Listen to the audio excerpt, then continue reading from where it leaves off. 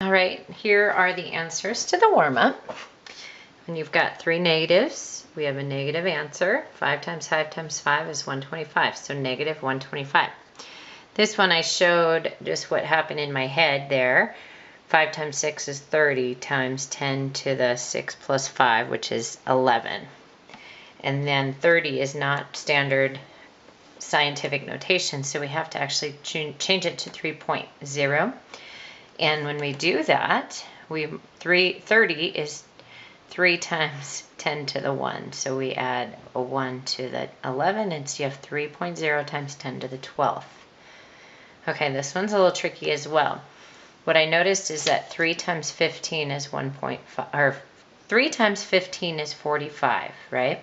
So 3 times 1.5 makes 4.5. So 1.5 is the factor that we're multiplying this side by or dividing this side by, okay? So now I take 6 and I do 6 times 15.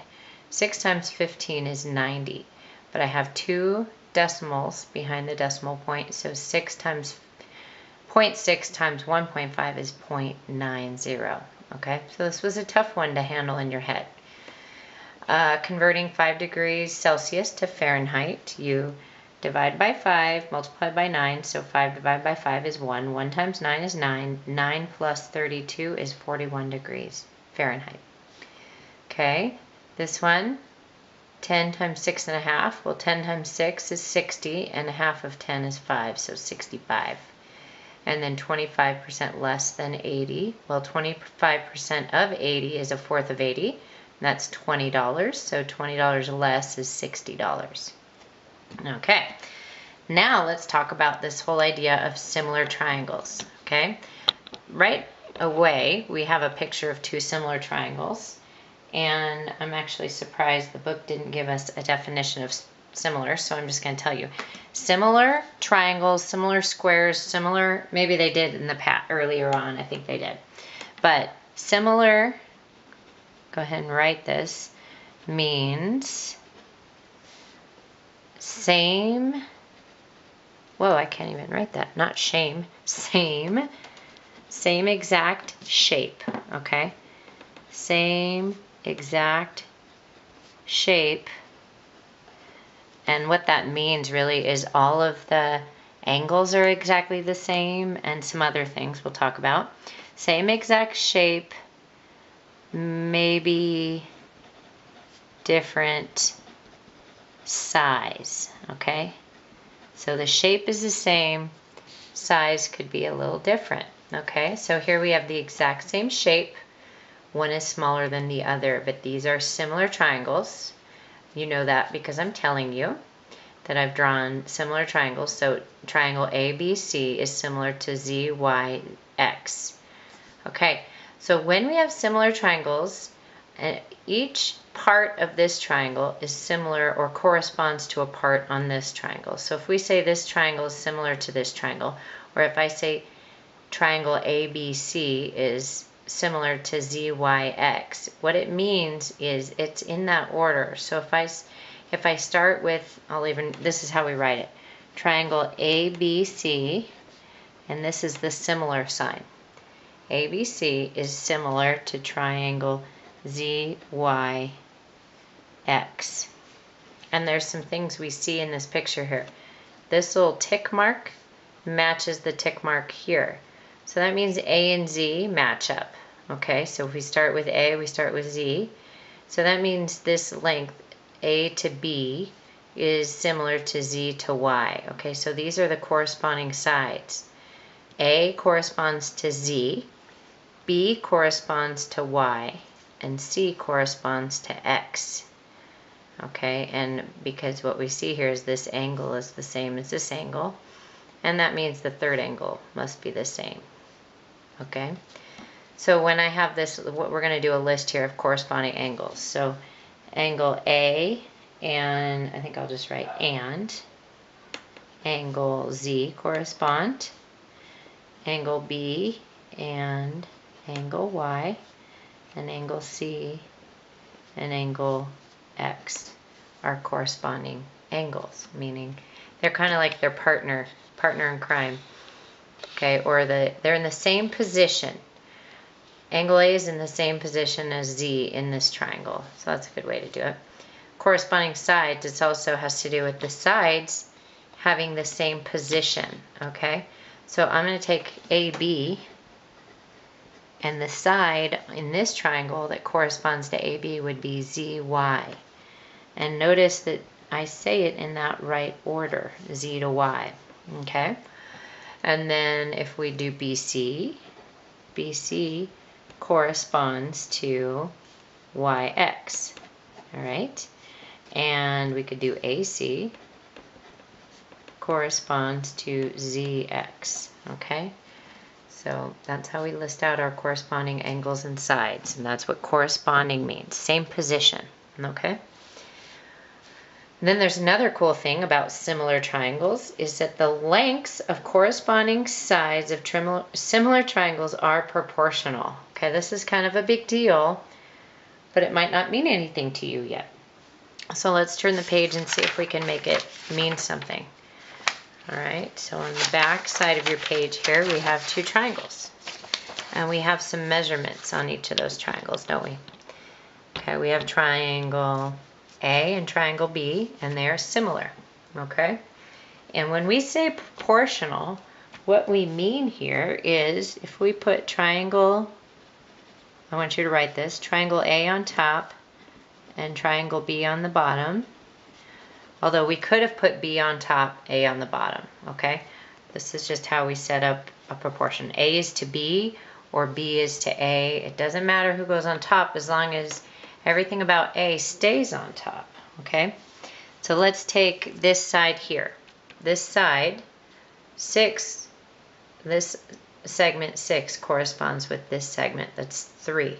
So in triangle A, it's 6.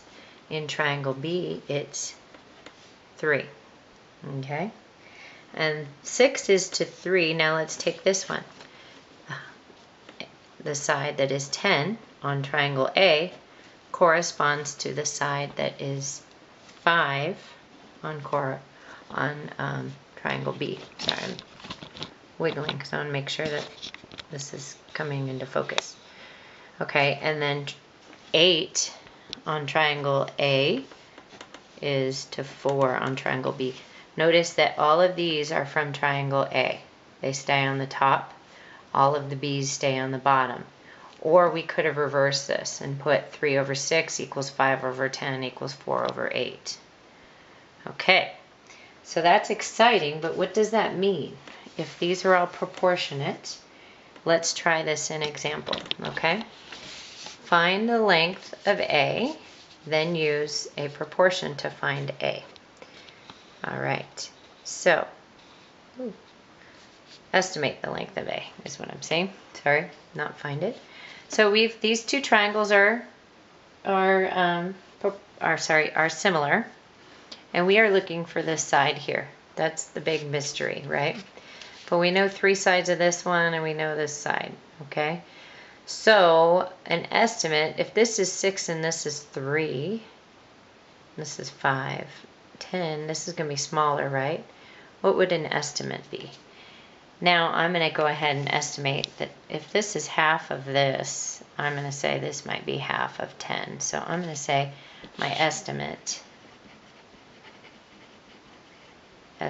A equals 5. Okay? So now we're going to set this up as a proportion. Now this is exciting. You're going to do this. My geometry students just did this with this exact type of problem. So this is a real practical application to later on in math, okay?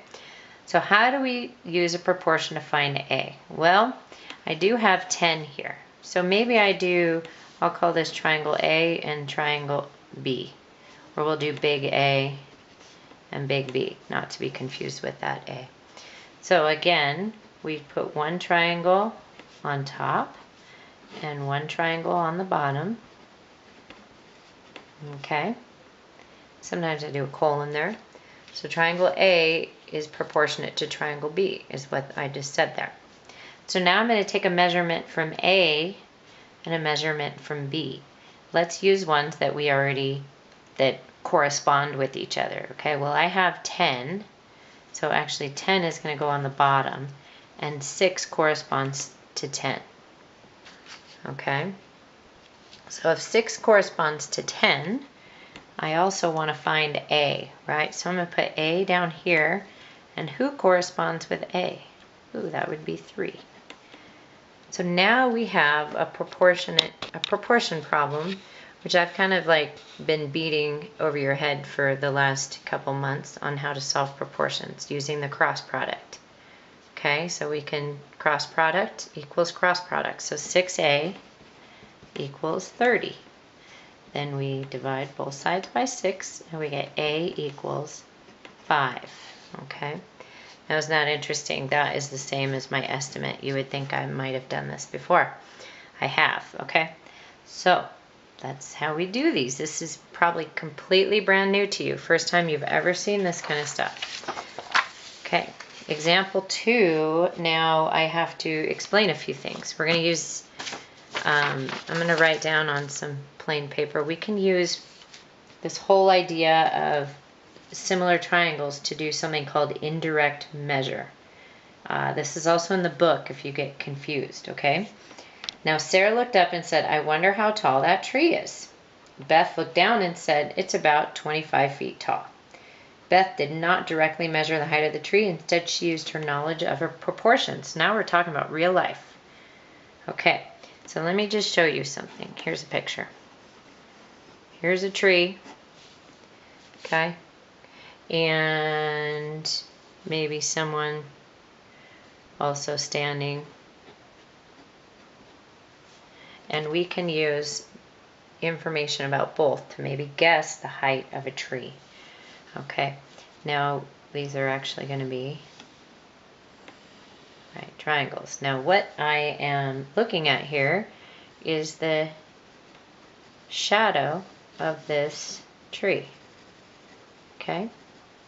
And the person also has a shadow. Right? So that happens in real life. There's a tree with a shadow, a human with a shadow. Now the cool thing is math comes into play with this. The lengths of the shadows are proportionate to each other because they make similar triangles. I drew this. This should actually be dotted. So I made a similar triangle, right, with this one, dotted line. So here's a triangle. And if you know how tall you are and the length of your shadow, you can guesstimate, and the length of a shadow of a tree, you can guesstimate the height of a tree. Okay, so if you can, because measuring think about this, measuring the height of a tree is quite hard because you can't take a tape measure and straighten it up to the top branch. Okay, maybe if you climb to the very top branch, dropped a measuring tape down to your friend, they can measure. But really, measuring the height of trees is done easier by measuring shadows. Okay, and so let's take the idea that I'll just give these all letters. Okay, the height of the tree. Okay, height of the person, shadow of the tree, shadow of the person. And what we have here is proportional. Okay, the shadow of the tree is to the shadow of the person, as the height of the tree is to the height of the person. So they make similar triangles, and we can set it up as a proportion. Now that's probably still quite confusing to you. So let's go ahead and give this idea, we're talking about Beth and Sarah, right? Well, let's see if I can get some. We suggest, okay, so knowing her own height, Beth, let's say, knew she was 5 feet tall. So height of Beth was 5 feet tall, and her shadow was 6. Okay, so let's pretend Beth was 5, her shadow was 6, and she maybe guesstimated the length of the shadow of the tree as 30 feet. So we have everything we need to know now. your height, the length of your shadow, and the shadow of the tree or whatever, it could be a building. Okay, you have 3 things that we could put into a proportion. So the shadow of the tree is to the shadow of the person as the height of the tree. So let's just HT is to the height of the person, which was 5 feet. Okay, then I would do, don't worry about writing this, I'm just doing notes right now. You'll get to write on the example. So 6 times the height of the tree equals 30 times 5, which is 150.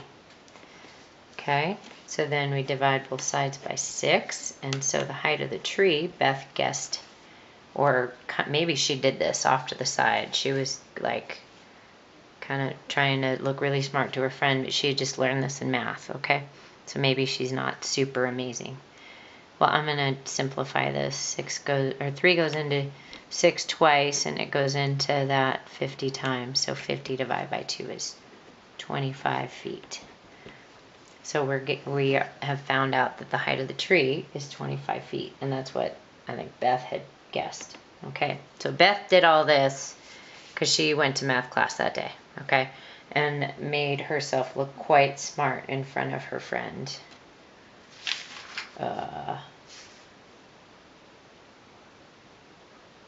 Sarah. So Sarah is super impressed, right? Okay, let's put that into practice. To indirectly measure the height of a light pole on her street. So I like to just draw it. That's my light pole. Can you see it? Now you can. Amelia measured the length of the shadow cast by the light pole. Okay, there's the shadow, which was 24 feet.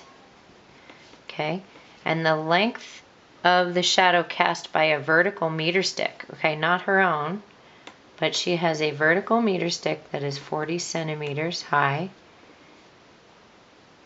No, sorry. The shadow is 40 centimeters high. The meter stick, the length of the shadow cast by a meter stick is 1 meter, in 40 centimeters is the length of the shadow. Okay, so we have 2 triangles here, and they actually gave us different measurements. However, that's okay because we are dealing with proportions, and so I think we're going to be okay on that. We sketch the pictures, right, and measure or put the measurements on there, and this is really what we're looking for, is the height of the flagpole right here, right?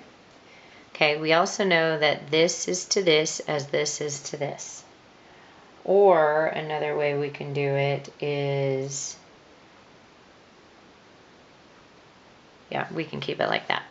Okay, so 1 meter and 40 centimeters, we don't like that, okay? We do not want different units on this. So let's change this to centimeters, right? 1 meter is 100 centimeters. So now we have what we need, okay? So 100 centimeters, 100 over the height, and we'll call this x. 100 over x, so the height of the meter stick over the height of the light pole equals the shadow, length of the shadow of the meter stick to the shadow of the light pole. Okay, now we solve this, and this will give us the height of the light pole. Okay, what happens is we get the cross product.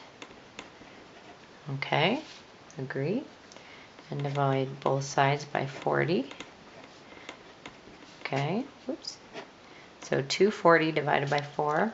24 divided by 4 is 6, so that is going to be 60. So we look over here and we've got feet on this, so it's 60 feet tall is that light pole. Okay? Now let's look at example 3.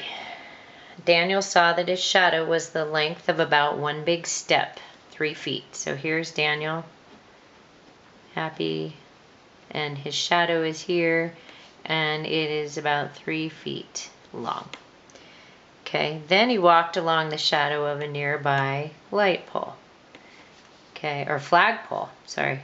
there's my flag, and saw that this shadow was 8 big steps long. Okay, 1 big step is 3. So 8 big steps must be 24 feet. 3 times 8, okay? And Daniel is about 5 feet tall. And now we've got our triangles. And we have 3 measurements.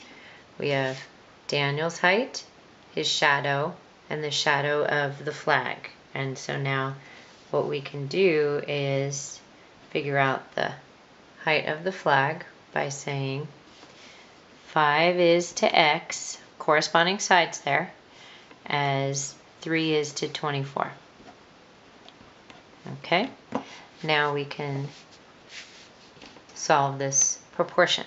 Okay, 5 times 24, I don't feel like doing that. I'm going to actually reduce this to 1/8. So now I have x times 1 is x, 5 times 8 is 40, and there we have it. The flagpole is about 40 feet tall.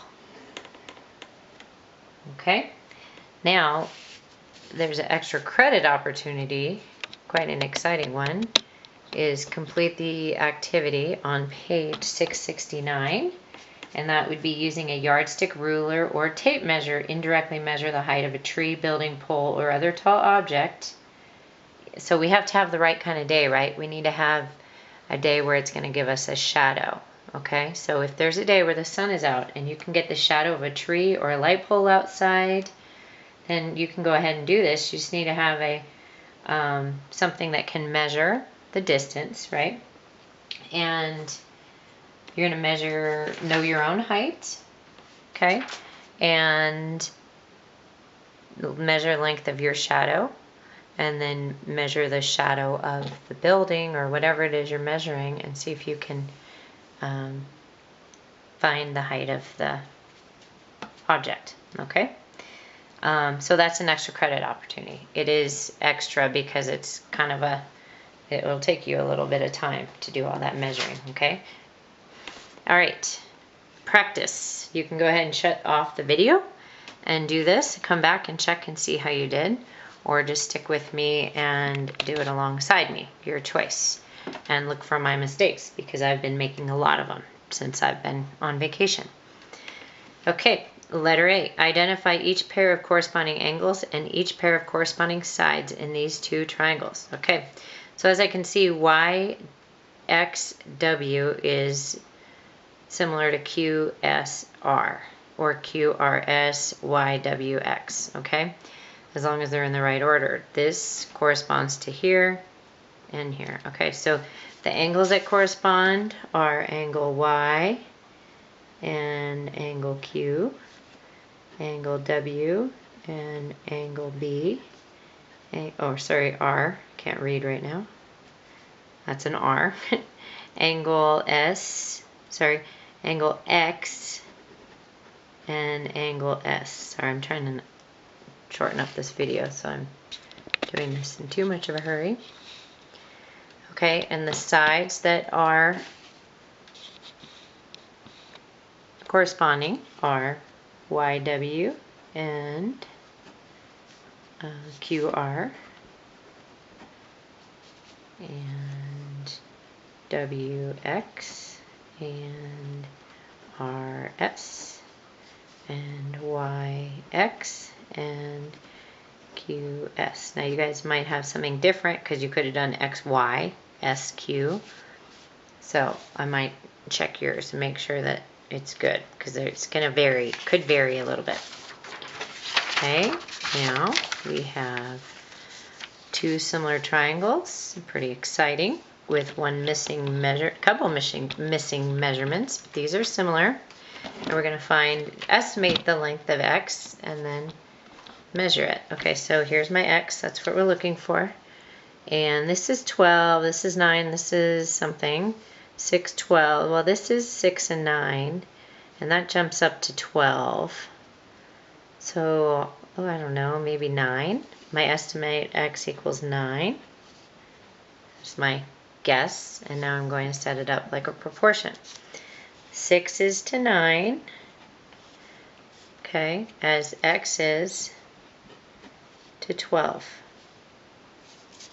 Okay, and then I'm going to actually take it up here. 9x equals 6 times 12, and divide both sides by 9. Now 6 times 12 is actually 72, and so x equals 8, because 72 divided by 9 is 8. And well, my estimate was okay-ish, right? Close.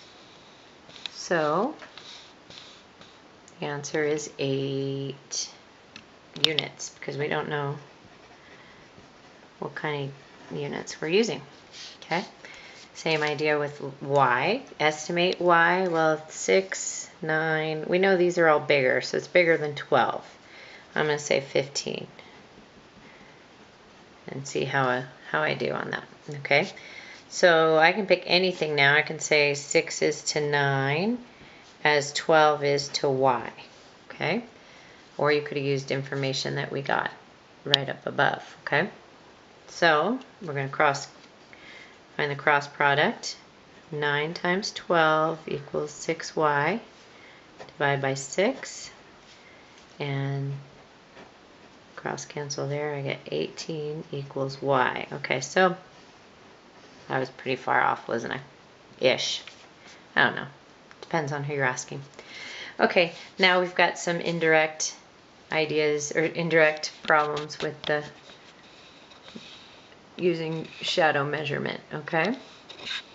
So what we have here is a tree cast a shadow 18 feet long. So here's my tree.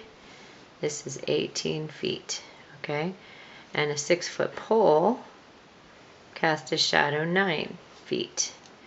How tall is the tree? Okay. Well, we have what we need. We have 3 measurements. 2 on one triangle and then 1 on the one we're looking for. So x is to 6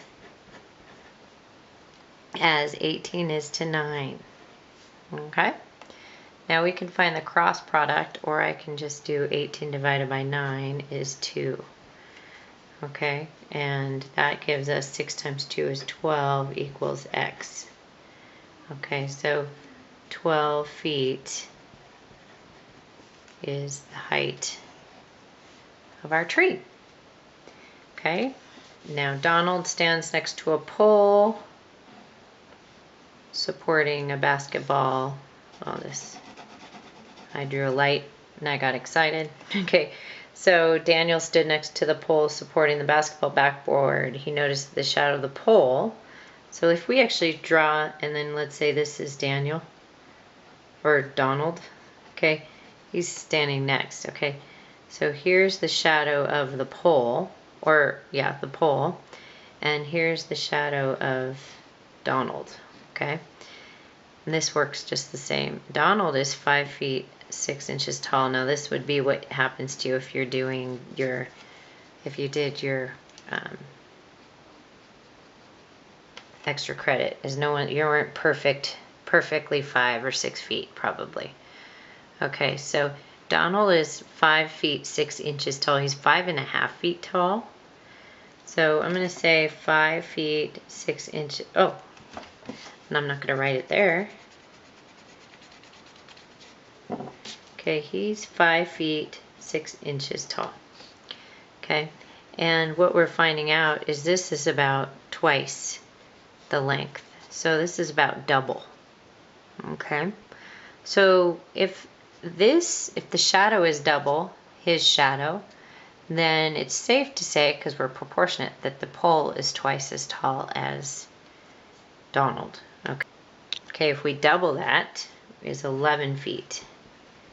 Okay, equals the pole. Does that? And that's a good estimate. Okay, and that is a very long video. I apologize mainly to Avery because the rest of you get to learn this in class. Good job hanging in there, and this is exciting stuff.